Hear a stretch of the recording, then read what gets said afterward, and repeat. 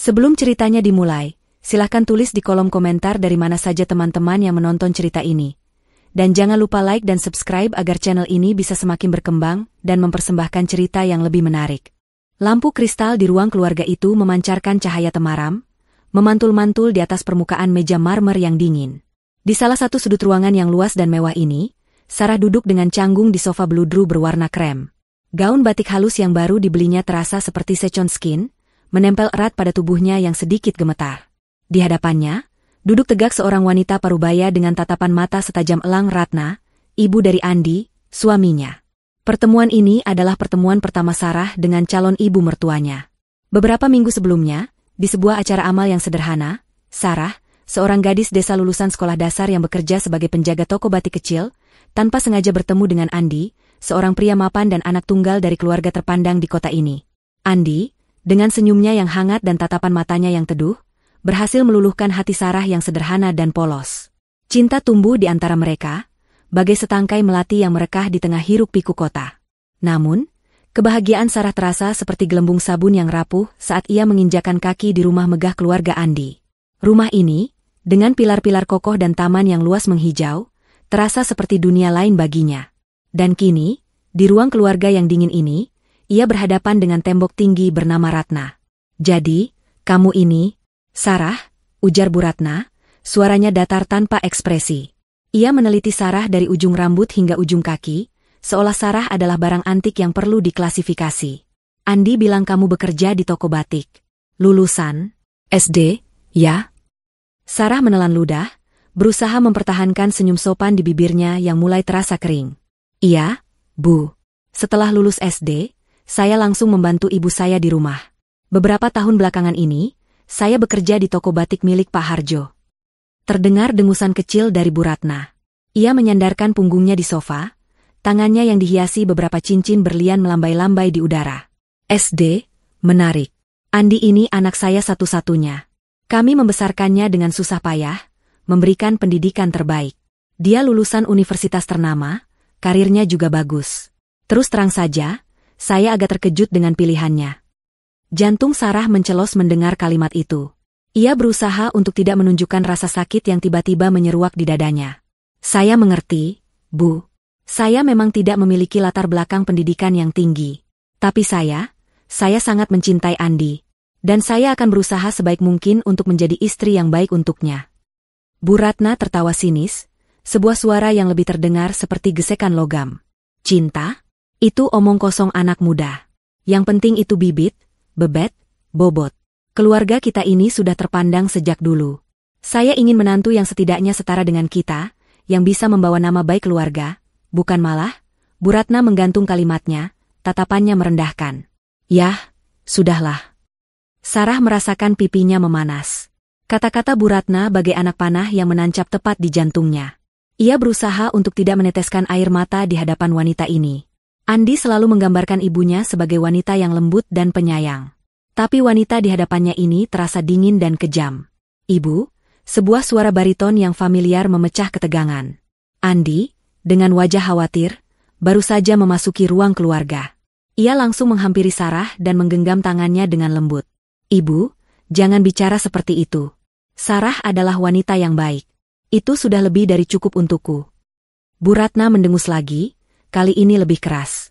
Baik saja tidak cukup. Andi, kamu ini pewaris keluarga ini. Kamu punya tanggung jawab.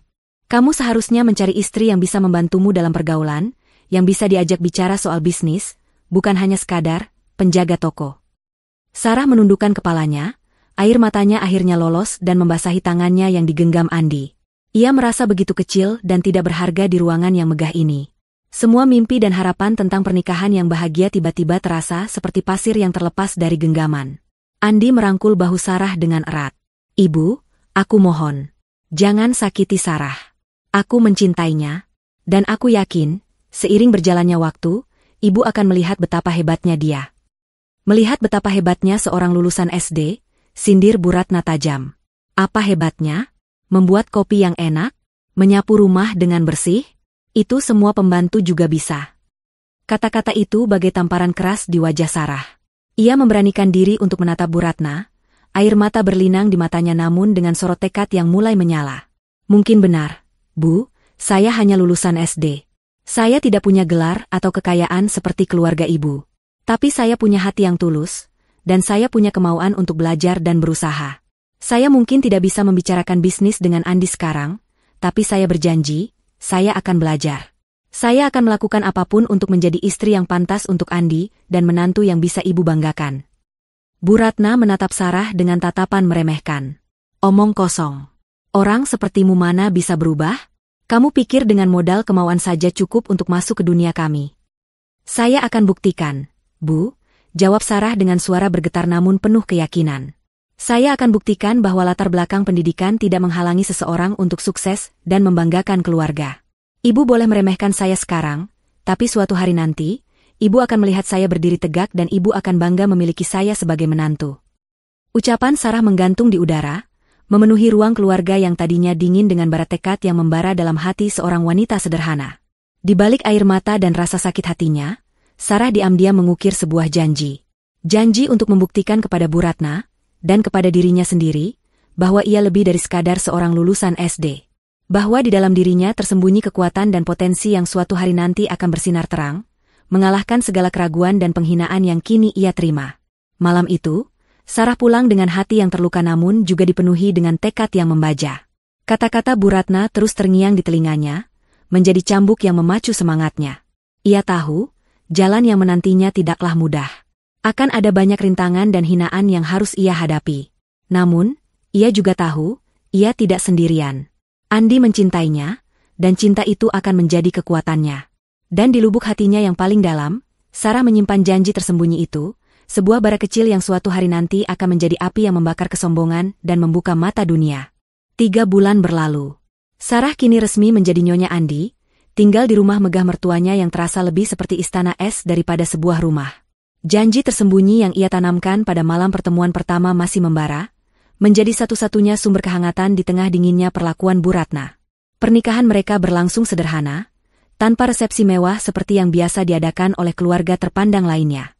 Bu Ratna bersikeras bahwa tidak ada yang perlu dirayakan dari pernikahan putranya dengan seorang gadis lulusan SD. Kehidupan sehari-hari Sarah di rumah itu terasa seperti berjalan di atas pecahan kaca. Setiap sudut rumah, setiap perabot mewah, setiap helai kain yang ia sentuh seolah berteriak mengingatkan dirinya akan jurang perbedaan antara dirinya dan keluarga suaminya. Bu Ratna tidak pernah secara langsung memarahi atau membentaknya, tetapi sindiran-sindiran halus dan perlakuan diskriminatifnya jauh lebih menyakitkan. Setiap pagi di meja makan, saat sarapan disajikan, Bu Ratna selalu memulai harinya dengan membanding-bandingkan. Menantunya Bu Ina itu lulusan Oxford. Loh, kemarin baru saja diajak suaminya ke acara makan malam para pengusaha. Bisa nyambung diajak ngobrol soal ekonomi global. Beda sekali, ucap Bu Ratna sambil melirik ke arah Sarah yang tengah mengoleskan selai pada rotinya. Andi selalu berusaha mengalihkan pembicaraan, namun Bu Ratna selalu punya cara untuk mengembalikan topik pada kehampaan Sarah. Menantunya Pak Dedi itu jago banget masak western food. Coba kalau Sarah, paling bisanya masak sambal terasi atau sayur lodeh. Ya, wajar, kan, namanya juga anak desa, tambahnya, diakhiri dengan tawarnya yang menusuk. Terkadang, Bu Ratna juga mencoba menguji Sarah dengan pertanyaan-pertanyaan yang ia tahu Sarah tidak akan bisa menjawabnya. Sarah, menurutmu bagaimana pandangan Keynesianisme tentang krisis ekonomi 2008? Atau, kamu tahu, kan, kalau tren pasar properti di Jakarta Timur itu sedang lesu? Gimana menurutmu solusinya? Sarah hanya bisa tersenyum masam, menunduk, dan menjawab dengan jujur. Maaf, Bu, saya tidak tahu. Saya belum pernah mempelajarinya. Jawaban jujur itu selalu disambut dengan dengusan kemenangan dari Bu Ratna, seolah ia baru saja berhasil membuktikan sebuah teori ilmiah. Selain Bu Ratna, ada juga Risa, adik ipar Andi yang baru saja lulus dari universitas ternama di luar negeri. Risa adalah versi muda dari Bu Ratna, dengan sikap yang lebih terang-terangan dalam merendahkan Sarah. Risa sering mengajak teman-temannya datang ke rumah, dan di hadapan mereka, ia akan memperlakukan Sarah sebagai pelayan. Sarah, tolong buatkan kami kopi, ya. Jangan lupa latte artnya, perintah Risa suatu sore, padahal ia tahu Sarah tidak mengerti apa itu latte art. Ah, lupakan saja. Kau pasti tidak bisa. Biar Bei Asi saja yang buat. Sarah hanya bisa menahan napas, dadanya terasa sesak. Ia mencoba menyibukkan diri dengan merawat taman di belakang rumah, sebuah kegiatan yang mengingatkannya pada masa kecilnya di desa. Di sanalah, di antara mawar-mawar yang bermekaran dan melati yang harum, ia merasa sedikit damai. Namun, kedamaian itu pun tak luput dari sindiran. "Andi, kau lihat istrimu itu? Bekerja seperti tukang kebun saja." Malu-maluin, kata Bu Ratna kepada Andi, suatu kali. "Aku sudah bilang, carikan dia kegiatan yang lebih berkelas. Les bahasa Prancis, atau les piano. Bukan malah mengurus tanah kotor seperti itu." Meskipun mendapat perlakuan tidak mengenakan dari ibu dan adiknya, Andi tetap menjadi pendukung terkuat Sarah. Setiap kali Bu Ratna atau Risa melontarkan sindiran, Andi akan menggenggam tangan Sarah dengan erat, memberinya tatapan penuh cinta yang seolah berkata, "Aku di sini bersamamu." Andi selalu mengajak Sarah jalan-jalan keluar rumah, makan malam romantis, atau sekadar menonton film berdua di kamar, menjauh dari hawa dingin keluarga. "Aku tahu ini berat, sayang," bisik Andi suatu malam saat mereka berbaring di tempat tidur. "Tapi percayalah, mereka hanya belum tahu betapa berharganya kamu. Aku janji, aku akan selalu ada di sisimu." Kata-kata Andi adalah oase di tengah gurun kekeringan emosional yang dialami Sarah. Namun, Sarah tahu ia tidak bisa selamanya bergantung pada perlindungan suaminya. Ia harus membuktikan dirinya sendiri. Ia harus menemukan cara untuk tidak hanya bertahan, tetapi juga bersinar. Suatu sore, saat ia tengah merapikan lemari dapur, pandangannya tertuju pada rak berisi buku resep masakan kuno milik almarhum nenek Andi. Ia teringat Bu Ratna sering meremehkan masakannya yang dianggap kampungan.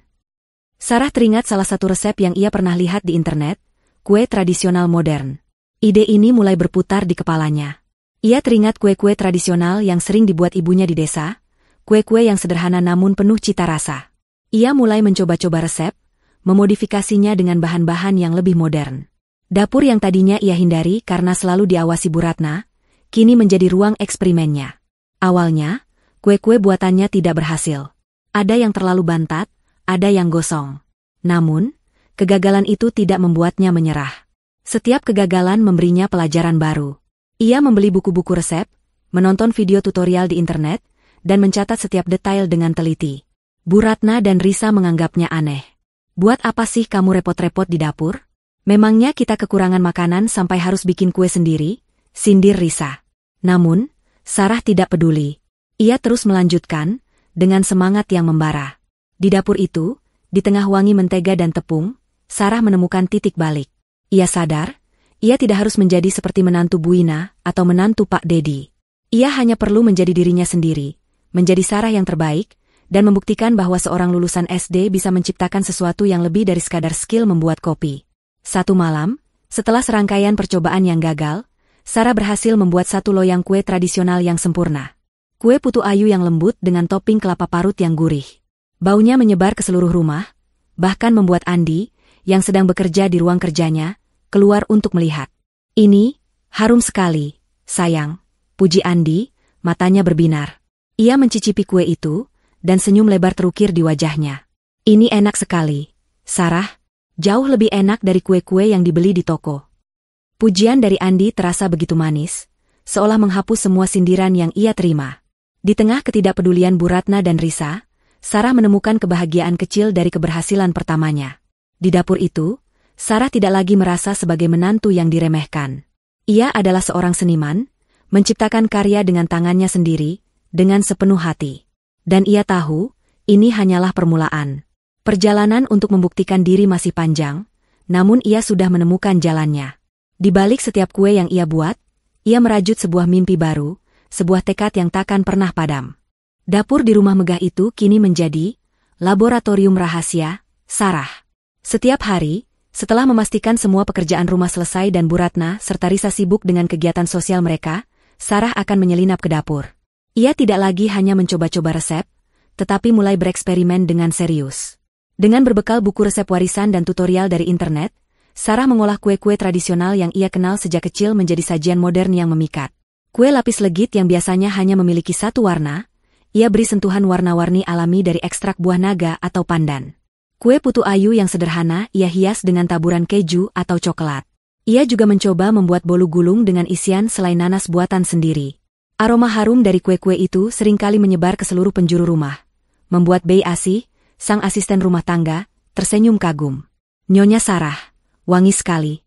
Seperti toko kue, puji Bei Asi suatu siang, saat Sarah tengah mengemas kue-kue buatannya dalam kotak-kotak kecil. Ah, jangan panggil saya Nyonya, Bei.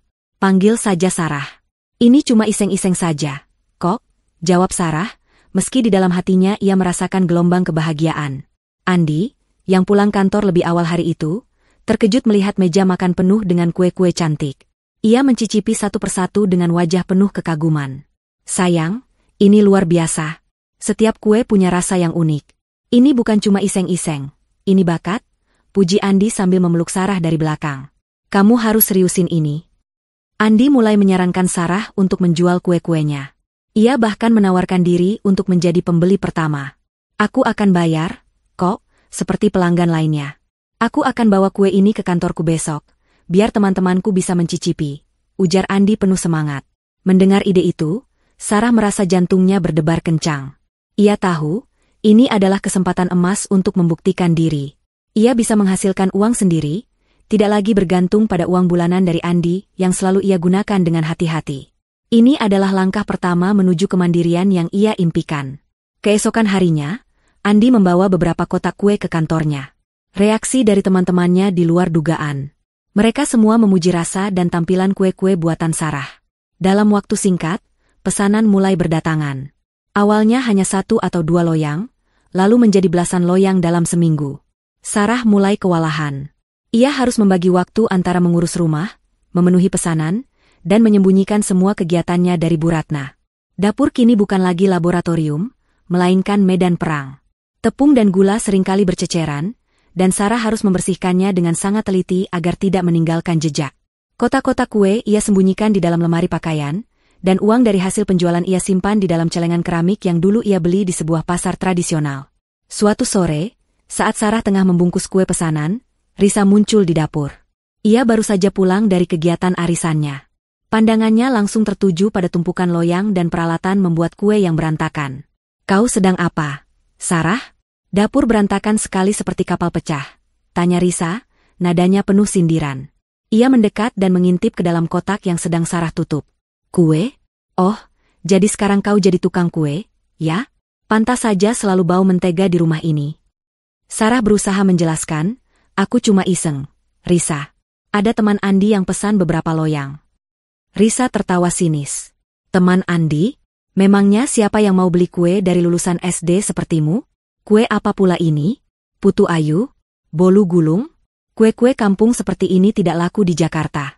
Kau membuang-buang uang dan waktu saja. Tawa Risa membuat hati Sarah kembali terasa perih. Ia teringat kata-kata Bu Ratna, bagaimana Bu Ratna selalu membanding-bandingkan dirinya dengan menantu teman-temannya yang berpendidikan tinggi dan berbisnis di bidang yang lebih berkelas.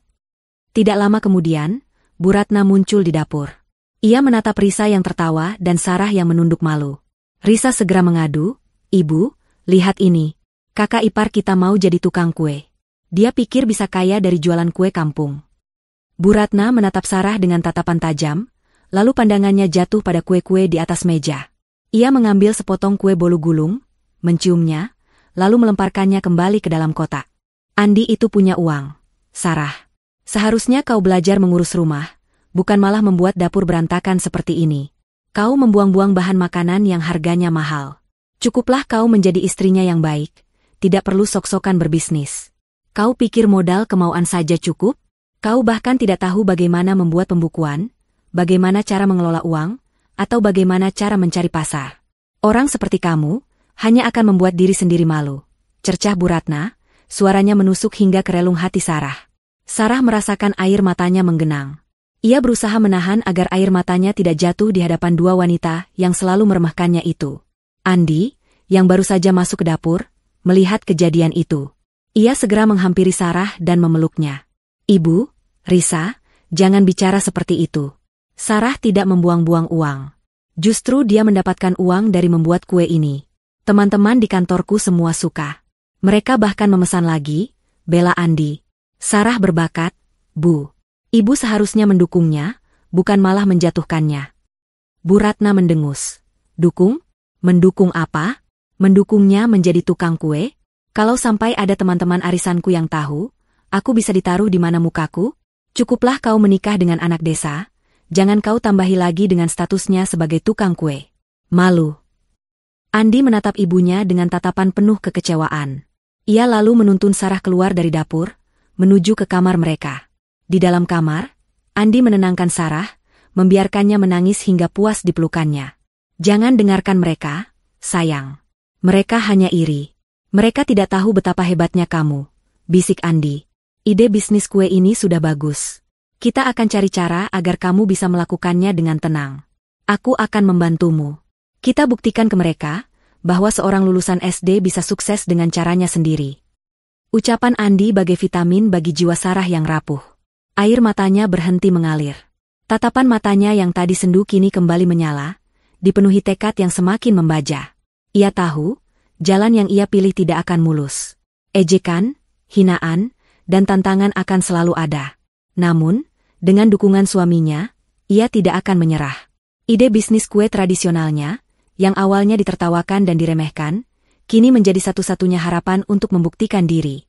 Sarah bertekad, ia akan mengubah tawa sinis itu menjadi kekaguman dan penyesalan. Dengan tekad yang semakin membaja, Sarah mulai menjalankan bisnis kecilnya dengan lebih serius.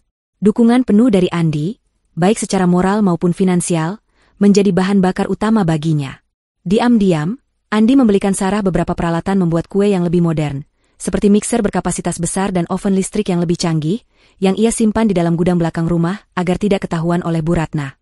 Awalnya, pemasaran hanya mengandalkan mulut ke mulut dari teman-teman kantor Andi. Namun, Sarah tahu ia harus melebarkan sayapnya. Ia memutuskan untuk membuat akun media sosial khusus untuk produknya. Dengan bantuan Andi, yang mahir dalam bidang teknologi, mereka mengambil foto-foto kue Sarah yang cantik dan mengunggahnya ke Instagram. Setiap foto diberi deskripsi yang menarik dan hashtag yang relevan. Responnya di luar dugaan. Kue-kue tradisional yang ia modifikasi menjadi daya tarik tersendiri. Banyak orang penasaran dengan tampilan kue putu ayu yang diberi taburan parutan keju, atau kue lapis legit warna-warni yang tampak instagramable. Perlahan tapi pasti, jumlah followers dan pesanan mulai meningkat. Namun, perjuangan tidak berhenti sampai di situ. Sarah harus menghadapi berbagai kesulitan. Pemasok bahan baku yang ia ajak kerjasama seringkali mengirimkan bahan dengan kualitas yang tidak konsisten. Pernah suatu ketika, kelapa parut yang ia gunakan untuk membuat kue putu ayu ternyata sudah sedikit asam, membuat semua kue yang ia buat tidak layak jual. Gagal total. Sarah harus membuang puluhan kue dan mengganti semua pesanan yang sudah terlanjur dibuat. Kerugian di awal-awal ini cukup memukulnya, baik secara finansial maupun mental. Cobaan lain datang dari ejekan yang semakin menjadi-jadi. Risa, yang mengetahui Sarah mulai berjualan online, semakin gencar menyindirnya. Ia seringkali memotret Sarah yang sedang sibuk di dapur dengan celemeknya, lalu mengunggahnya di Instastory miliknya dengan caption yang merendahkan. Lihat, guys, chef pribadi di rumahku lagi beraksi. Siap-siap, ya, nanti kita makan kue kampung, tulis Risa sambil membubuhkan emotikon tertawa. Bu Ratna pun tidak tinggal diam. Ia mulai curiga mengapa Sarah seringkali menghabiskan waktu di dapur hingga larut malam. Suatu hari, saat Sarah sedang mengantar pesanan menggunakan jasa kurir ojek online di depan gerbang, Bu Ratna muncul tiba-tiba. Jadi ini, ya, pekerjaanmu sekarang? Menjadi juragan kue? Tanya Bu Ratna, suaranya dingin menusuk. Sarah, yang terkejut, hanya bisa menunduk. Saya hanya memanfaatkan waktu luang, Bu. Waktu luang? Apa pekerjaanmu di rumah ini kurang banyak? Apa Andi tidak memberimu cukup uang belanja sampai kau harus berjualan kue seperti ini? Kau membuat malu keluarga kita, Sarah. Kau membuatku malu. Kata-kata itu bagai bom yang meledak di dada Sarah. Ia merasakan air matanya kembali mengalir. Ia menatap Bu Ratna, mencoba mencari sedikit saja empati di mata wanita itu, namun yang ia temukan hanya tatapan penuh penghinaan. Ibu, saya tidak bermaksud membuat malu. Saya hanya ingin membuktikan bahwa saya bisa mandiri. Bahwa saya bisa melakukan sesuatu yang berarti, jawab Sarah, suaranya bergetar. Melakukan sesuatu yang berarti? Dengan menjadi tukang kue? Kalau kau ingin melakukan sesuatu yang berarti, kau seharusnya belajar etiket, belajar bahasa Inggris, atau belajar bergaul dengan orang-orang penting. Bukan malah mengotori tanganmu dengan tepung dan gula, cemooh Bu Ratna, lalu berbalik dan masuk ke dalam rumah, meninggalkan Sarah sendirian di depan gerbang dengan hati hancur. Malam itu, Sarah menangis di pelukan Andi. Ia merasa sangat lelah dan hampir menyerah. Perjuangan yang ia lalui terasa begitu berat. Ia merasa takkan pernah bisa memenuhi ekspektasi Bu Ratna, tidak peduli seberapa keras ia berusaha. Andi, Apa aku harus berhenti saja? Mungkin ibu benar. Mungkin aku tidak pantas berada di sini. Mungkin aku memang hanya cocok menjadi lulusan SD yang bekerja di toko batik, ucap Sarah sambil terisak. Andi memeluknya erat, mencium keningnya. Jangan pernah bilang begitu, sayang. Kamu sudah berjuang sejauh ini. Apa yang ibu katakan itu tidak benar. Apa yang kamu lakukan ini luar biasa. Kamu membangun sesuatu dari nol. Kamu membuktikan bahwa kamu punya keahlian dan bakat. Kamu tidak perlu menjadi orang lain untuk menjadi berharga. Cukuplah kamu menjadi Sarah, istriku yang hebat. Kata-kata Andi menguatkan kembali semangat Sarah. Ia teringat janji yang ia ukir di dalam hatinya pada pertemuan pertama dengan Bu Ratna. Ia tidak boleh menyerah. Ia harus terus berjuang. Bukan hanya untuk Andi, tetapi untuk dirinya sendiri. Ia harus membuktikan bahwa seorang wanita lulusan SD juga bisa sukses dan mandiri. Sarah mengambil napas panjang, menghapus air matanya, dan menatap Andi dengan senyum yang dipaksakan. Kamu benar. Aku tidak akan menyerah. Mulai dari saat itu, Sarah semakin berhati-hati. Ia menyewa sebuah bilik kecil di sebuah ruko tidak jauh dari rumahnya. Di sana, ia bisa membuat kue tanpa harus merasa takut ketahuan Bu Ratna atau Risa. Ia mulai belajar manajemen waktu, pembukuan sederhana, dan cara membeli bahan baku dengan harga yang lebih murah namun tetap berkualitas. Ia juga mulai bereksperimen dengan rasa yang lebih unik. Ia menggabungkan resep kue-kue tradisional dengan bahan-bahan modern yang belum pernah terpikirkan orang lain, seperti kue klepon dengan isian coklat lumer, atau bolu kukus dengan rasa teh hijau. Langkah kecil ini ia ambil dengan keyakinan penuh, bahwa suatu hari nanti, kerja kerasnya akan membuahkan hasil. Ia akan membungkam semua ejekan, dan membuat semua orang, terutama Bu Ratna, melihatnya sebagai seorang wanita yang tangguh dan sukses, bukan hanya sekadar lulusan SD. Keterbatasan modal dan cibiran yang terus datang, membuat Sarah sempat merasa sangat pesimis. Ia sudah memiliki bilik kecil di ruko, tetapi belum ada pelanggan baru yang datang. Pemasaran melalui media sosialnya terasa lambat, dan pesanan masih didominasi oleh teman-teman Andi. Ada saat-saat di mana Sarah merasa usahanya ini hanya akan berakhir di situ-situ saja, sebagai hobi yang tidak menghasilkan. Satu sore, saat Sarah sedang mengemas beberapa kue pesanan, seorang wanita parubaya dengan dandanan modis dan tas branded melintas di depan rukonya. Sarah mengenali wanita itu sebagai Bu Amelia, salah satu teman arisan Bu Ratna yang sering datang ke rumah. Jantung Sarah berdebar kencang.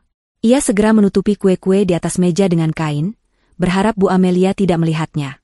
Namun, indera penciuman Bu Amelia lebih tajam dari mata Sarah. Langkahnya terhenti. Ia mengendus-endus udara, lalu menoleh ke arah ruko kecil Sarah. Wangi sekali. Seperti bau kue klepon, tapi ada aroma lain, gumam Bu Amelia.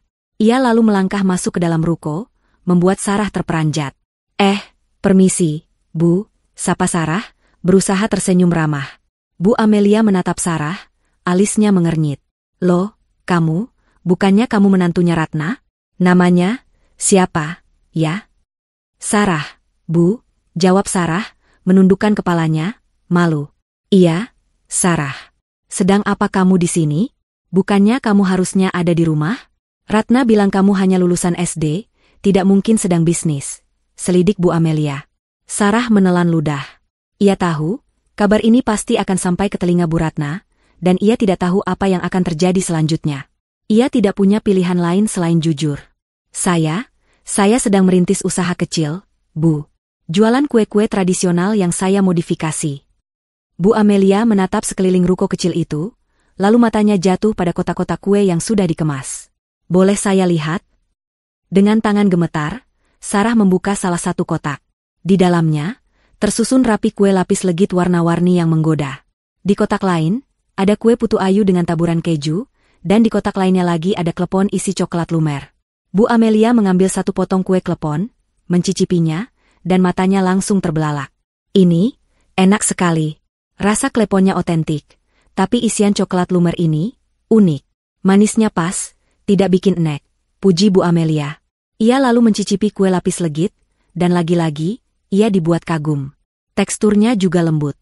Ini resep buatanmu sendiri? Sarah mengangguk. Iya, Bu.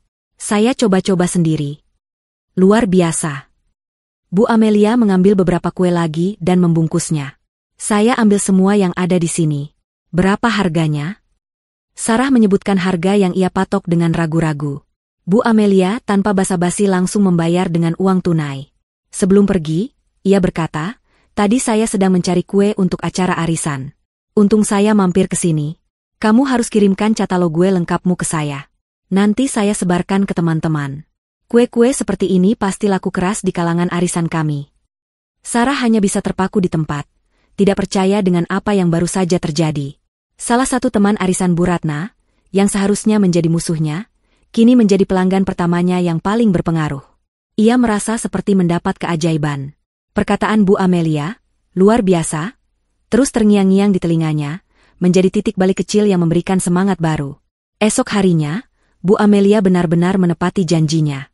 Ia mengunggah foto-foto kue Sarah di grup arisan mereka, lengkap dengan testimoni positifnya. "Kue-kue ini enak sekali. Rasanya autentik tapi dengan sentuhan modern yang unik. Bikin ketagihan," tulis Bu Amelia. Dalam sekejap, notifikasi di ponsel Sarah berbunyi tiada henti. Pesanan dari teman-teman Bu Amelia mulai berdatangan, membanjiri inboxnya. Mereka semua tertarik dengan kue-kue Sarah yang unik dan lezat. Dari yang awalnya hanya memesan 1 kotak, kini banyak yang memesan puluhan kotak untuk acara-acara mereka. Sarah kini benar-benar kewalahan. Ia harus bekerja lembur hingga larut malam. Andi, yang melihat perjuangan Sarah, menawarkan diri untuk membantu. Setiap malam, setelah pulang kantor, Andi akan langsung ke ruko Sarah untuk membantu membungkus kue, mencuci peralatan, bahkan mengantar beberapa pesanan. "Sayang, kamu butuh bantuan. Kamu tidak bisa melakukan ini sendirian," ujar Andi suatu malam, saat ia melihat Sarah tertidur kelelahan di meja kerja. "Aku tahu, Mas. Tapi aku tidak bisa merekrut orang. Kita tidak punya uang lebih untuk membayar gaji," jawab Sarah, sambil mengucek matanya. "Tenang saja. Aku akan membantumu. Kita hadapi ini bersama," kata Andi, memeluk Sarah dan memberinya ciuman di kening. "Lihat, sekarang bisnismu sudah berjalan. Pelanggan barumu adalah teman-teman ibu. Itu artinya, step kita sudah benar. Kamu sudah berhasil membuktikan bahwa kamu lebih dari sekadar lulusan SD.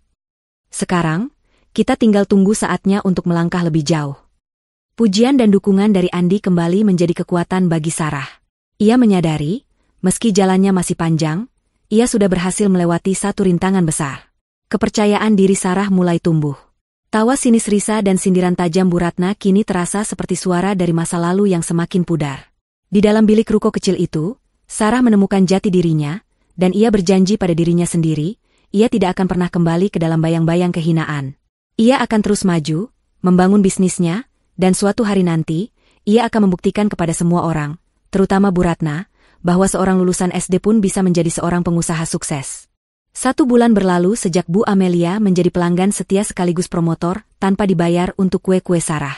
Pesanan yang datang dari kalangan sosialita ibu kota kian membanjir, memaksa Sarah untuk bekerja lebih keras lagi. Bilik kecil di ruko itu tidak lagi cukup. Sarah kini harus menyewa seluruh ruko, dan bahkan merekrut beberapa tetangga di sekitar tempat tinggalnya untuk membantunya. Ada 2 ibu-ibu parubaya, Bu Siti dan Bu Neneng, yang ia rekrut. Keduanya adalah tetangga yang ramah dan terampil dalam membuat kue. Dengan kehadiran mereka, dapur di ruko kecil itu kini hidup. Aroma kue yang dipanggang setiap hari memenuhi jalan, membuat banyak orang penasaran dan mampir untuk bertanya. Berkat promosi dari mulut ke mulut, penjualan tidak hanya datang dari kalangan arisan, tetapi juga dari kantor-kantor, acara pernikahan, dan bahkan kafe-kafe kecil yang ingin mencoba menjual kue-kue unik Sarah. Omzet bulanan Sarah melonjak drastis, jauh melampaui apa yang pernah ia bayangkan. Uang yang ia hasilkan bukan lagi hanya cukup untuk membeli bahan baku, tetapi juga untuk membayar gaji para pekerjanya dan menabung sebagian. Andi, yang melihat perkembangan pesat ini, merasa sangat bangga. Ia sering menyempatkan diri mampir ke ruko Sarah, membantu mengangkut bahan baku, atau sekadar memijat pundak Sarah yang kelelahan. "Sayang, kamu luar biasa. Aku tidak tahu harus berkata apa lagi. Kamu berhasil membangun ini semua dari nol," puji Andi, matanya berbinar melihat Sarah kini bukan lagi gadis desa yang pemalu, melainkan seorang pemimpin yang tegas dan cekatan. Sarah tersenyum bahagia. Senyum itu bukan lagi senyum yang dipaksakan untuk menyembunyikan luka, melainkan senyum kebahagiaan yang tulus. Ia kini merasa memiliki tujuan yang lebih besar dalam hidup. Di sisi lain, kehidupan di rumah megah Bu Ratna mulai terusik. Risa, yang awalnya hanya menyindir Sarah, kini mulai merasa terancam. Salah satu temannya, yang memesan kue Sarah, secara tak sengaja membicarakan kelezatan kue-kue itu di hadapan Risa. "Risa, kamu sudah coba kue bolu gulung yang dijual menantunya Bu Amelia?" Enak banget, rasanya unik, dan harganya juga terjangkau. Pokoknya beda dari yang lain. Deh, cerita teman Risa, membuat Risa terdiam. Menantunya Bu Amelia? Siapa? Dia tidak jualan, kok, jawab Risa, berusaha menyangkal. Loh, kok nggak jualan? Jelas-jelas namanya Dapur Sarah, timpal teman Risa. Aku bahkan follow akunnya di Instagram. Loh, cantik-cantik kuenya. Risa langsung membuka akun Instagram di ponselnya, mencari nama, Dapur Sarah. Matanya membelalak kaget. Ia melihat foto-foto kue Sarah yang diunggah dengan lighting yang bagus dan tata letak yang profesional. Di foto lainnya, ia melihat Sarah sedang sibuk di dapur ruko yang rapi, lengkap dengan celemek dan senyum lebar. Followers Dapur Sarah sudah mencapai puluhan ribu, dan testimoni positif bertebaran di kolom komentar. Risa segera pulang ke rumah dan menunjukkan temuannya itu kepada Bu Ratna. Ibu, lihat ini. Ternyata Sarah tidak hanya main-main. Dia benar-benar buka bisnis kue. Dapur Sarah namanya, ucap Risa, suaranya dipenuhi rasa tak percaya dan sedikit cemburu. Bu Ratna, yang sedang duduk santai sambil minum teh, mengambil ponsel Risa dan menatap layarnya. Wajahnya yang biasanya tenang kini berubah pucat. Ia melihat foto-foto kue Sarah, membaca testimoni-testimoni, dan melihat jumlah followers yang terus bertambah. Ia tidak bisa menyembunyikan keterkejutannya. Ini tidak mungkin. Sejak kapan dia bisa melakukan ini? Gumam Bu Ratna, matanya terbelalak. Tentu saja Bu Ratna tidak akan mengakui kesuksesan Sarah begitu saja. Ia mulai mencari celah untuk meremehkan. Ia mencoba mengorek-ngorek informasi dari Bei Asih, asisten rumah tangga mereka. Bei, kamu tahu, ya, kalau Sarah itu punya usaha kue? Dia bikin di mana? Tanya Bu Ratna dengan nada menginterogasi. Oh, iya, Nyonya. Nyonya Sarah sekarang punya ruko di dekat perempatan, jawab Bei Asih polos. Ruko? Apa dia membuat kue di sana sendirian? Tidak, Nyonya. Dia dibantu 2 orang ibu-ibu. Mereka rajin sekali, Nyonya. Nyonya Sarah juga baik. Sering kasih kue-kue yang gagal ke kami. Jawaban Bei Asih membuat Bu Ratna semakin geram. Hatinya dipenuhi rasa iri dan tak terima. Bagaimana bisa? Seorang lulusan SD yang dulu ia cemooh, kini memiliki usaha sendiri dan bahkan memiliki karyawan? Dan yang lebih menyebalkan lagi, Bu Amelia, teman arisan yang paling ia kagumi, justru menjadi promotor utama bisnis menantunya. Suatu malam saat makan malam, Bu Ratna mencoba memulai pembicaraan dengan Andi. Andi, kamu tahu, ya, kalau Sarah punya usaha kue sekarang? Tanya Bu Ratna, suaranya dibuat-buat selembut mungkin. Andi menatap ibunya dengan waspada. Tentu saja, Bu. Saya mendukungnya dari awal. Mendukung? Kamu mendukungnya menjadi tukang kue? Lalu bagaimana dengan nama baik keluarga kita? Apa kata orang kalau tahu menantu kita berjualan kue di ruko kecil? Bu Ratna akhirnya kembali ke mode meremehkan. Lagi pula, kue-kue itu pasti tidak higienis. Pasti dibikin dengan asal-asalan. Cuma beruntung saja dapat pelanggan seperti Bu Amelia yang tidak tahu apa-apa. Andi tersenyum.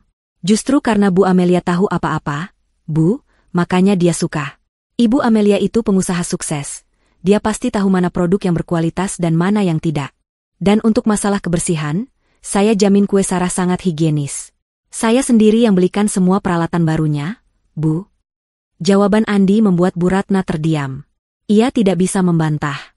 Ia mencoba mencari cara lain untuk menjatuhkan Sarah, namun kali ini, ia merasa kalah telak. Ia tidak bisa lagi menyembunyikan rasa iri dan cemburunya. Mata Bu Ratna dan Risa kini terbelalak lebar, bukan karena kekaguman, tetapi karena kekagetan dan ketakutan. Mereka mulai merasa terancam dengan kehadiran Sarah yang perlahan tapi pasti, mulai menunjukkan taringnya sebagai seorang pengusaha yang tangguh. Kekuatan yang dulu mereka miliki untuk meremehkan Sarah kini terasa seperti pasir yang terlepas dari genggaman. Sarah, yang mereka kira hanya akan menjadi bayang-bayang di rumah megah itu, kini mulai bersinar dengan cahayanya sendiri. Kesuksesan, Dapur Sarah, terus meroket. Pesanan dari berbagai pihak, mulai dari catering hingga toko oleh-oleh, membuat Sarah harus memutar otak untuk memenuhi permintaan yang membludak. Ruko yang kini ia sewa sudah terasa sesak. Peralatan tambahan pun harus dibeli untuk mempercepat proses produksi. Sarah menyadari, ini adalah saatnya untuk melangkah lebih jauh, melebarkan sayapnya dan mengubah Dapur Sarah dari sebuah usaha rumahan menjadi sebuah bisnis yang sesungguhnya. Dengan bimbingan Andi yang memberikan nasihat seputar manajemen bisnis dan keuangan, Sarah memutuskan untuk menyewa sebuah ruko yang lebih besar di lokasi strategis. Ruko baru ini tidak hanya akan menjadi tempat produksi, tetapi juga toko fisik di mana para pelanggan bisa datang dan membeli kue secara langsung. Sarah juga mulai mengurus legalitas usahanya, mendaftarkan nama, dapur Sarah, ke instansi terkait agar memiliki izin usaha resmi. Langkah ini tentu saja menimbulkan tantangan baru yang tidak mudah. Sarah, yang hanya lulusan SD, harus belajar banyak hal, mulai dari manajemen keuangan, pembukuan, hingga manajemen karyawan. Ia harus membagi fokusnya antara produksi kue, melayani pelanggan, dan mengurus administrasi. Kadang, ia merasa lelah dan putus asa. "Mas, aku takut tidak bisa. Aku tidak punya latar belakang pendidikan bisnis," ucap Sarah pada Andi, suatu malam. Andi tersenyum sambil memijat pundak Sarah. "Kamu bisa, sayang. Kamu sudah membuktikan itu. Belajar itu tidak harus di sekolah formal, kan? Kamu sudah belajar dari nol, kamu sudah berhasil sejauh ini. Aku akan selalu membantumu. Kamu bisa menyewa konsultan keuangan, atau kita bisa ikut pelatihan UMKM bersama. Yang penting, kamu jangan menyerah." Dengan semangat baru, Sarah mengambil kursus kilat pembukuan dan manajemen keuangan yang diadakan oleh sebuah komunitas UMKM. Ia belajar menghitung laba rugi, mengelola gaji karyawan, dan membuat laporan keuangan sederhana. Ia juga mulai melakukan inovasi pada produknya, menambahkan varian baru seperti kue kering dengan resep tradisional yang unik. Toko fisik, dapur Sarah, akhirnya dibuka. Dengan desain interior yang minimalis namun homely, toko itu menarik perhatian banyak orang. Hari pertama pembukaan, toko itu langsung diserbu pelanggan.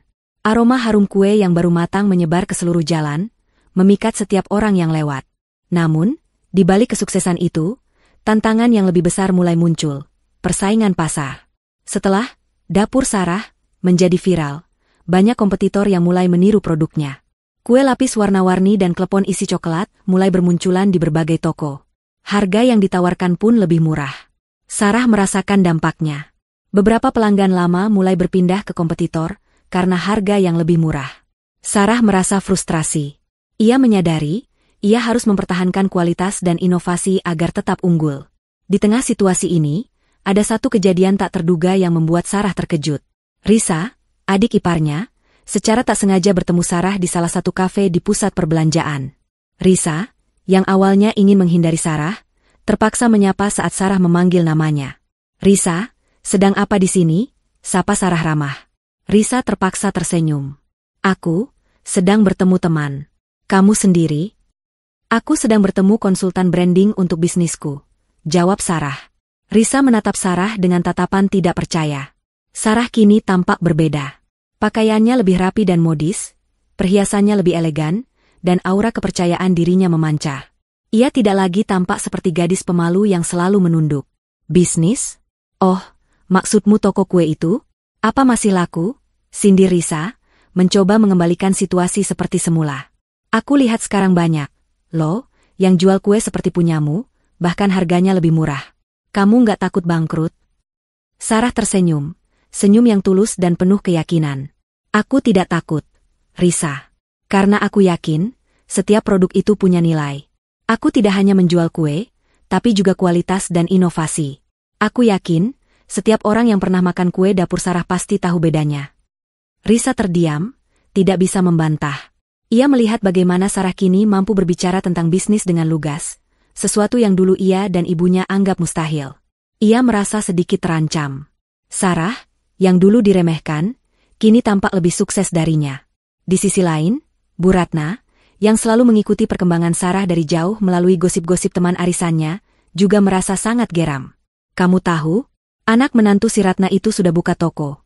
Loh, cerita Bu Ina, teman arisan Bu Ratna. Kue-kuenya enak sekali, dan tokonya ramai terus. Sekarang dia sudah punya karyawan. Hebat, ya, padahal cuma lulusan SD." Perkataan itu bagai tamparan keras di wajah Bu Ratna. Ia merasa malu dan cemburu. Ia berusaha menyangkal, paling juga cuma hoki. Paling sebentar lagi bangkrut karena ditiru sama orang. Namun, ia tahu, perkataannya itu hanya untuk menenangkan dirinya sendiri. Ia tahu, Sarah kini sudah menjadi pengusaha sukses, yang secara perlahan tapi pasti, mulai mengancam posisinya sebagai wanita terpandang. Ia merasa terancam, dan di dalam hatinya, ia menyimpan kebencian yang semakin membesar. Ia tidak akan membiarkan seorang lulusan SD mengalahkannya. Ia akan mencari cara, apapun caranya, untuk menjatuhkan Sarah dan mengembalikan semuanya seperti sedia kala. 2 tahun berlalu.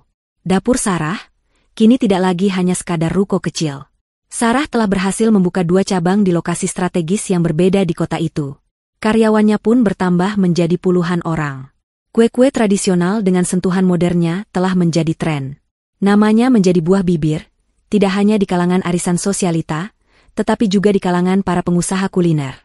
Kisah Sarah, dari seorang lulusan SD yang diremehkan menjadi pengusaha sukses, menarik perhatian banyak media. Suatu hari, sebuah majalah kuliner ternama menghubungi Sarah untuk melakukan wawancara. Mereka ingin mengangkat kisahnya sebagai inspirasi. Sarah, yang dulunya pemalu dan selalu menunduk, kini menerima tawaran itu dengan bangga. Sesi wawancara berlangsung di salah satu cabang, Dapur Sarah, yang selalu ramai pengunjung. Sarah menceritakan perjalanannya dengan jujur dan lugas. Ia tidak menyembunyikan masa lalunya yang diremehkan, kesulitan-kesulitan yang ia hadapi, hingga dukungan penuh dari suaminya, Andi. Kisahnya benar-benar menyentuh hati para jurnalis. Artikel tentang Sarah dan Dapur Sarah akhirnya terbit. Judulnya mencolok, dari lulusan SD hingga juragan kue, kisah inspiratif Sarah yang membuktikan pendidikan bukan penghalang kesuksesan. Artikel itu tidak hanya memuji kelezatan kue-kue Sarah, tetapi juga menyoroti kegigihan dan ketangguhannya dalam membangun bisnis dari nol. Bu Ratna, yang sedang bersantai di rumah, terkejut saat salah satu temannya, Bu Amelia, mengiriminya tautan artikel itu. Ratna, kamu sudah baca artikel ini? Hebat sekali, loh, menantumu. Namanya sampai masuk majalah, tulis Bu Amelia, lengkap dengan emotikon jempol. Bu Ratna membuka tautan itu dengan tangan bergetar. Matanya membaca setiap kata di artikel itu. Wajah Sarah yang tersenyum bangga di foto, diapit oleh tumpukan kue-kue cantik, terasa seperti pukulan keras baginya. Ia membaca bagaimana Sarah menceritakan masa sulitnya, bagaimana ia diremehkan, dan bagaimana ia bertekad untuk membuktikan diri. Bu Ratna tahu, kata-kata itu merujuk padanya. Rasa malu, marah, dan iri bercampur aduk di dalam hatinya. Ia tidak bisa lagi menyangkal bahwa menantunya kini adalah orang sukses, diakui secara publik. Yang lebih menyakitkan lagi, cerita itu membuat dirinya seolah-olah menjadi tokoh antagonis yang jahat. Tidak lama setelah artikel itu terbit, Sarah mendapatkan penghargaan sebagai pengusaha UMKM terbaik di kota dalam sebuah acara penghargaan bergengsi. Sarah naik ke panggung dengan gaun yang elegan, menerima piala dan piagam penghargaan dari pejabat kota. Saat berpidato, Sarah mendedikasikan penghargaannya untuk Andi, suaminya, yang selalu percaya padanya.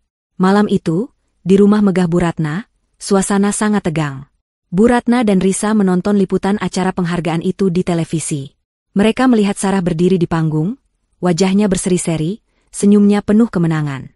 Mereka mendengar Sarah berpidato dengan lancar dan penuh rasa syukur. Aku tidak bisa melakukan ini tanpa dukungan suamiku, Andi, yang selalu percaya padaku. Dan aku ingin berterima kasih kepada semua orang yang pernah meremehkanku. Kata-kata kalian adalah motivasi terbesarku untuk terus maju, ucap Sarah, suaranya terdengar jelas dan lantang di ruang keluarga itu. Kata-kata terakhir Sarah bagai anak panah yang menancap tepat di hati Bu Ratna dan Risa. Mereka tahu, Sarah tidak menyebut nama, tetapi ia jelas-jelas merujuk pada mereka. Wajah Risa memerah menahan malu, sementara Bu Ratna hanya bisa terdiam, tangannya mengepal erat. Ia merasa harga dirinya hancur.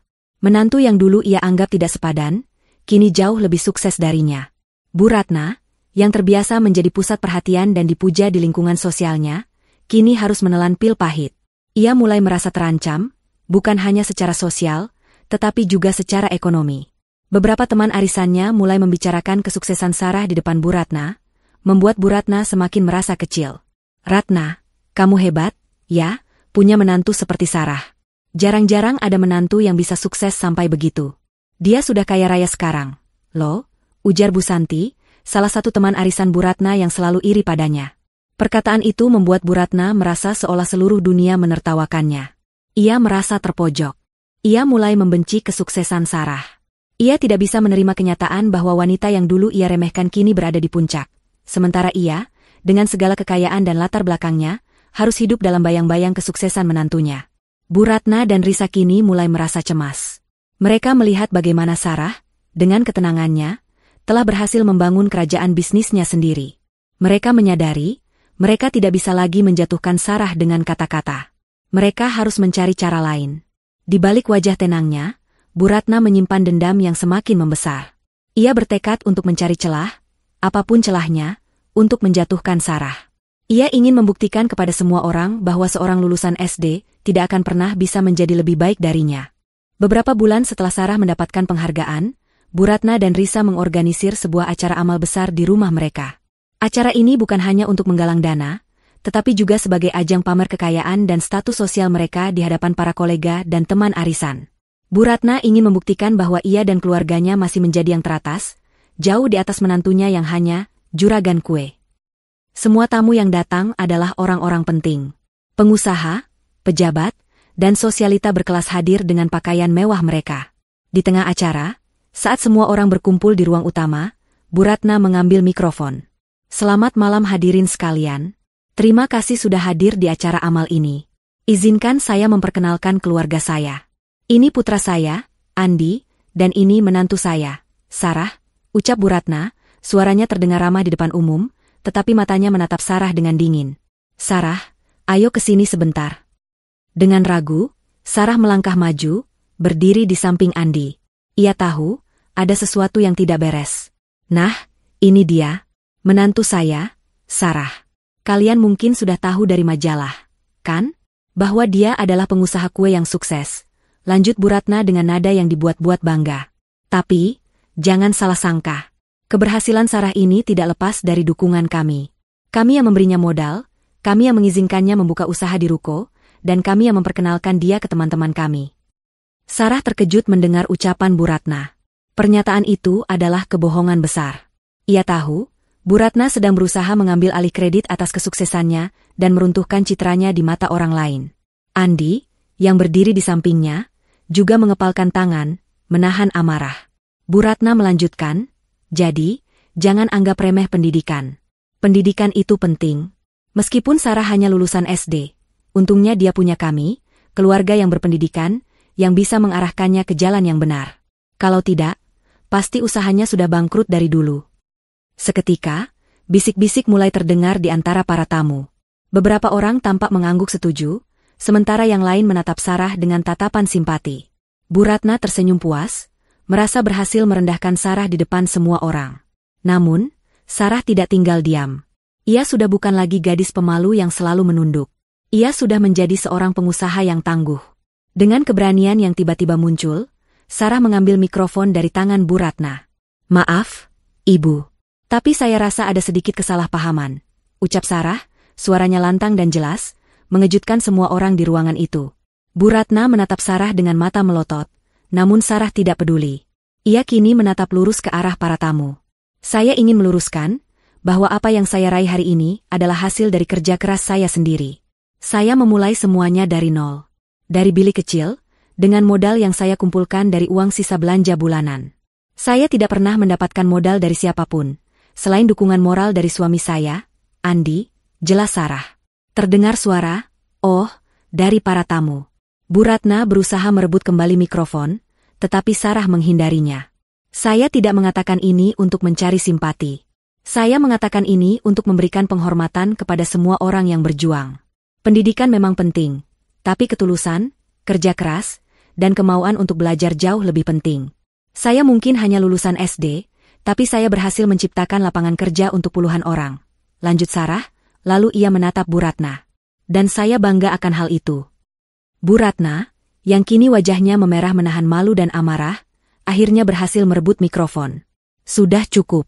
Sarah, kamu tidak tahu diri. Kamu sudah menghina saya di depan semua orang. Menghina?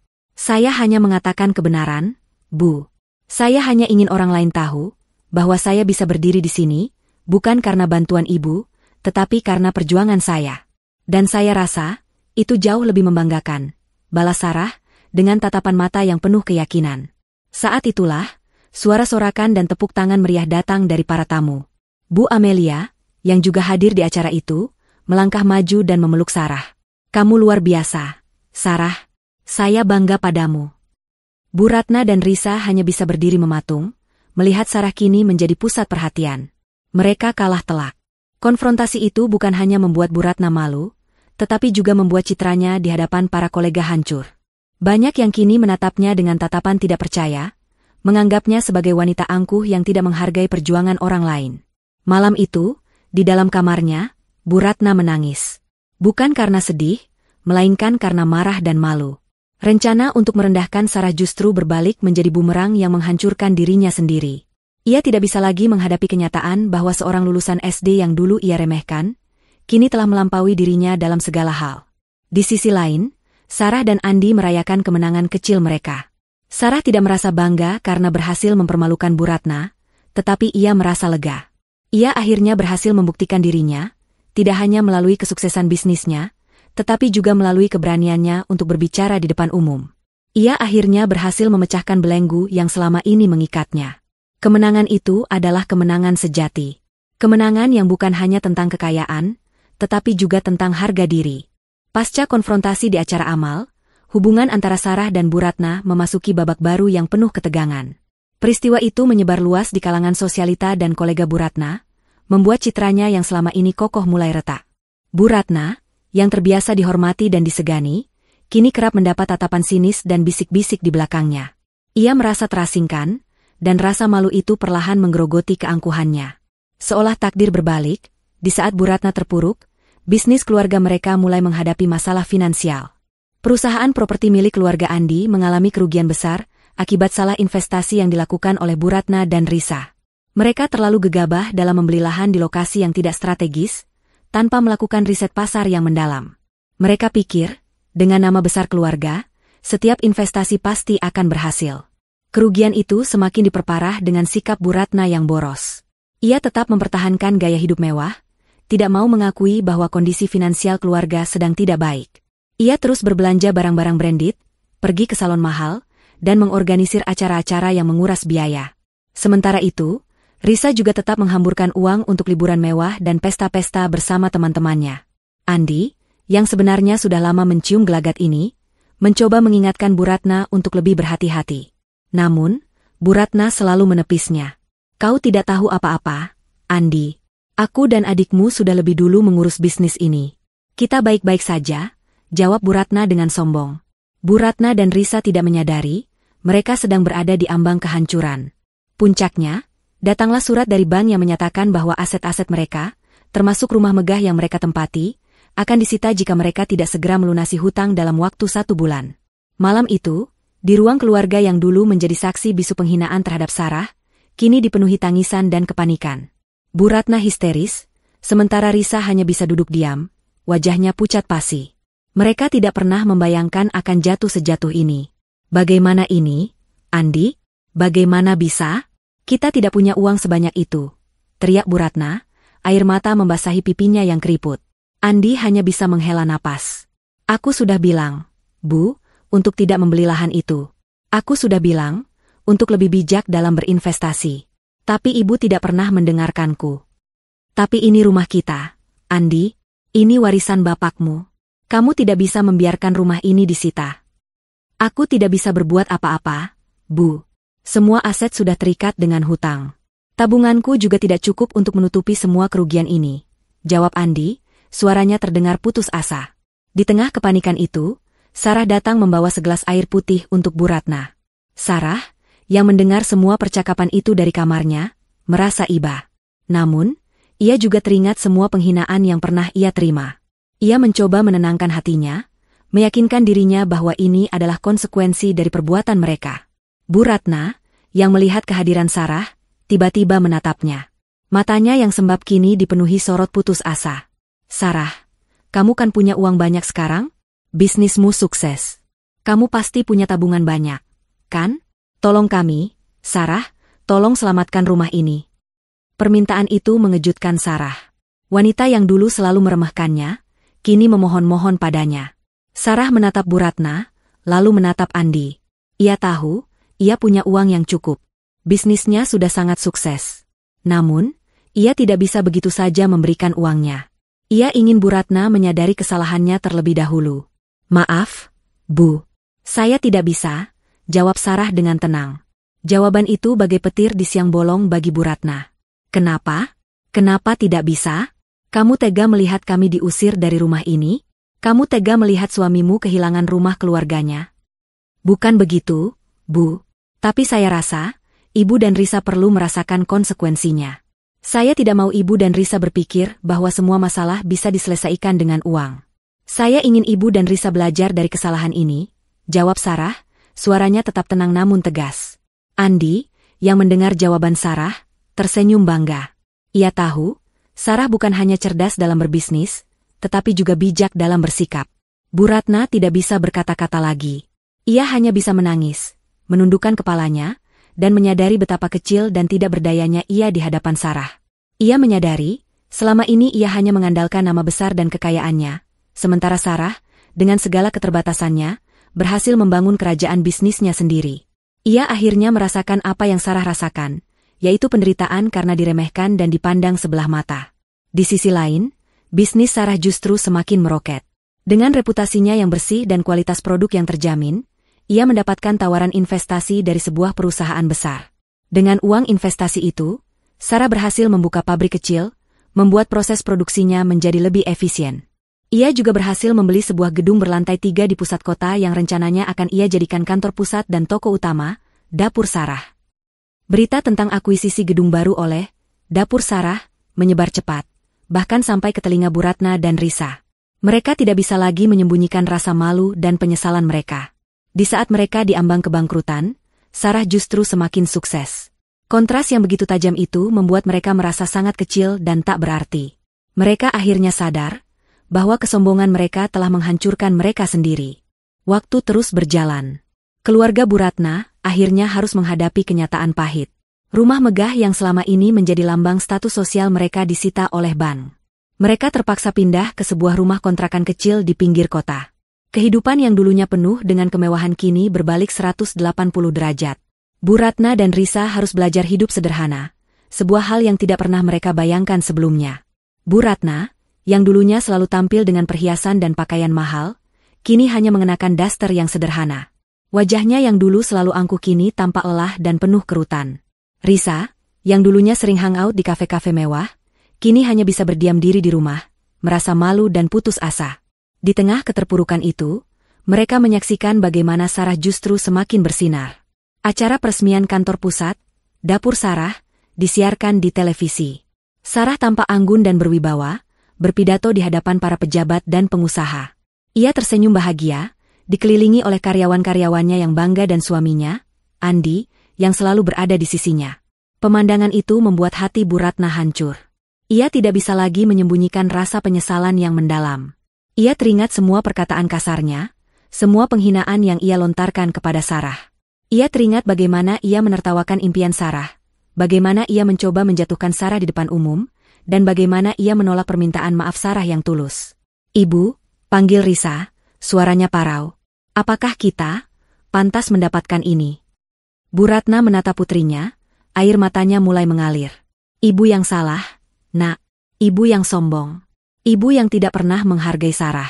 Sekarang, ibu merasakan apa yang Sarah rasakan dulu. Ibu tahu, ini semua karma." Air mata Bu Ratna semakin deras. Ia tidak bisa lagi menahan beban penyesalan yang sudah ia pikul. Malam itu, Bu Ratna tidak bisa tidur. Bayangan wajah Sarah yang terluka karena kata-katanya terus menghantui. Ia menyadari, kekayaan dan harga diri yang selama ini ia agungkan tidak ada artinya. Kebahagiaan sejati bukanlah tentang seberapa banyak harta yang ia miliki, tetapi seberapa besar ia bisa mencintai dan menghargai orang lain. Keesokan harinya, Bu Ratna membuat keputusan. Ia bertekad untuk meminta maaf kepada Sarah.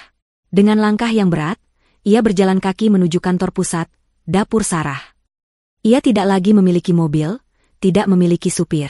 Ia hanya berjalan, dengan hati yang hancur dan harapan yang tipis. Saat sampai di depan gedung, Dapur Sarah, Bu Ratna terdiam. Gedung megah itu, yang kini menjadi pusat bisnis menantunya, terasa seperti tembok besar yang memisahkan dirinya dari masa lalu. Ia melangkah masuk dengan ragu. Semua karyawan menyapanya dengan sopan, membuat Bu Ratna merasa semakin kecil. Sarah, yang sedang berada di kantornya, terkejut saat sekretarisnya memberitahu bahwa ada tamu yang ingin bertemu. "Ibu Ratna, Nyonya," bisik sekretarisnya. Sarah merasa jantungnya berdebar kencang. Ia tidak tahu harus bereaksi seperti apa. Setelah beberapa saat, ia akhirnya memutuskan untuk menemui Bu Ratna. Di sebuah ruangan kecil, Sarah duduk berhadapan dengan Bu Ratna. Wajah Bu Ratna yang lelah dan mata sembabnya membuat Sarah merasakan sedikit iba.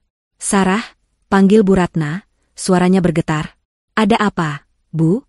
tanya Sarah, suaranya dibuat setenang mungkin. Bu Ratna tidak menjawab. Ia hanya menatap Sarah, matanya dipenuhi penyesalan. Lalu, perlahan-lahan, ia berlutut di hadapan Sarah. "Maafkan Ibu, Sarah," ucap Bu Ratna, suaranya pecah. "Maafkan Ibu atas semua perkataan Ibu. Maafkan Ibu atas semua hinaan Ibu. Ibu tahu, Ibu tidak pantas mendapatkan maaf dari kamu. Tapi, Ibu benar-benar menyesal. Ibu malu. Ibu malu pada diri Ibu sendiri." Air mata Bu Ratna tumpah. Ia menundukkan kepalanya, tidak berani menatap wajah Sarah. Sarah, yang melihat Bu Ratna bersujud di hadapannya, merasa hatinya hancur. Ia tidak menyangka, wanita yang dulu ia takuti kini berada di hadapannya, memohon maaf dengan tulus. Ia teringat semua luka yang pernah ia rasakan, semua air mata yang pernah ia tumpahkan. Namun, di saat yang sama, ia juga merasakan empati. Sarah lalu bangkit, mendekati Bu Ratna, dan mengangkatnya. "Ibu, jangan seperti ini. Ibu tidak perlu bersujud. Saya tidak pernah membenci Ibu." Bu Ratna terkejut. Ia menatap mata Sarah, mencari kebohongan, tetapi yang ia temukan hanyalah ketulusan dan kebaikan. "Saya tahu, Bu, Ibu hanya ingin yang terbaik untuk Andi. Saya mengerti. Dan, saya memaafkan Ibu," ucap Sarah, lalu memeluk Bu Ratna. Pelukan itu terasa hangat, memecahkan tembok es yang selama ini memisahkan mereka. Bu Ratna menangis sejadi-jadinya di pelukan Sarah. Ia merasa lega, seolah beban yang selama ini ia pikul telah terangkat. Ia menyadari, kekayaan dan kesombongan tidak bisa membeli kebahagiaan. Kebahagiaan sejati adalah memiliki hati yang lapang, dan ia baru saja menemukannya dalam diri menantunya. Di kantornya yang megah itu, di tengah kesuksesan yang ia raih, Sarah tidak merasa menang. Ia merasa tenang. Ia tidak ingin membalas dendam, karena ia tahu, dendam hanya akan menghancurkan dirinya sendiri. Kemenangan sejati bukanlah ketika ia berhasil menjatuhkan musuhnya, tetapi ketika ia mampu memaafkan dan tetap menjadi orang yang baik. Beberapa tahun berlalu. Dapur Sarah, kini telah menjadi salah satu perusahaan kuliner terbesar di kota.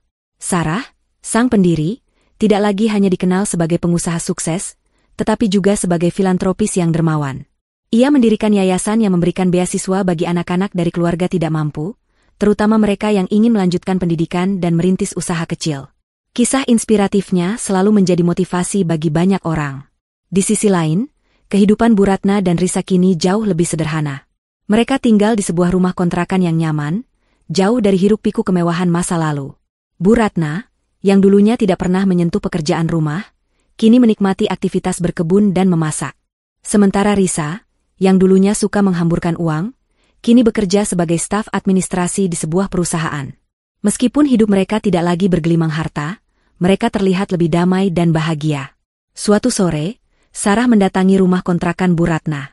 Sarah tidak lagi datang dengan niat membalas dendam, melainkan dengan hati yang tulus. Ia membawa 2 buah kotak kue buatan, dapur Sarah, yang baru. "Ibu, aku ingin menawari Ibu dan Risa pekerjaan di perusahaanku," ucap Sarah, suaranya lembut. "Ibu bisa membantu di bagian produksi, dan Risa bisa membantu di bagian administrasi." Bu Ratna menatap Sarah, matanya berkaca-kaca. "Sarah, kamu tidak harus melakukan ini. Kami sudah cukup merepotkanmu. Kami sudah sangat malu." "Tidak, Bu. Aku ingin Ibu dan Risa kembali punya harapan. Aku ingin Ibu dan Risa bangkit lagi. Bukan untuk membalas dendam, tetapi untuk memulai hidup baru," jawab Sarah, lalu memeluk Bu Ratna. Bu Ratna, yang kini merasa sangat kecil di hadapan kebesaran hati menantunya, tidak bisa menahan air matanya. Ia menangis, bukan karena sedih, melainkan karena rasa haru dan penyesalan yang mendalam. Ia menyadari, kemenangan sejati Sarah bukanlah ketika ia berhasil mengalahkan dirinya, melainkan ketika ia berhasil memaafkan dan tetap berbuat baik. Di akhir cerita, Sarah hidup bahagia dan sejahtera, dikelilingi oleh keluarga yang mencintainya. Ia berhasil membuktikan bahwa pendidikan bukanlah satu-satunya tolok ukur kesuksesan. Ketulusan, kerja keras, dan kebesaran hati jauh lebih berharga daripada harta dan status sosial. Kisahnya menjadi inspirasi bagi banyak orang, mengajarkan bahwa di balik setiap kegagalan dan hinaan, selalu ada kesempatan untuk bangkit dan menjadi sosok yang lebih baik. Cerita ini pun berakhir dengan Bu Ratna dan Risa yang perlahan tapi pasti mulai menata kembali hidup mereka di bawah bimbingan Sarah. Bu Ratna, yang dulunya meremehkan menantunya, kini menjadi salah satu pendukung terbesarnya. Ia sering bercerita tentang kebaikan hati Sarah kepada orang-orang, bangga memiliki menantu seperti Sarah. Kebahagiaan sejati akhirnya mereka temukan, bukan dalam kekayaan yang fana, tetapi dalam kehangatan keluarga dan ketulusan hati. Sarah pun mengakhiri perjalanannya, bukan dengan dendam yang terbalas, tetapi dengan hati yang lapang. Ia menunjukkan bahwa balas dendam terbaik adalah dengan menjadi sukses, dan balas dendam yang paling memuaskan adalah dengan memaafkan.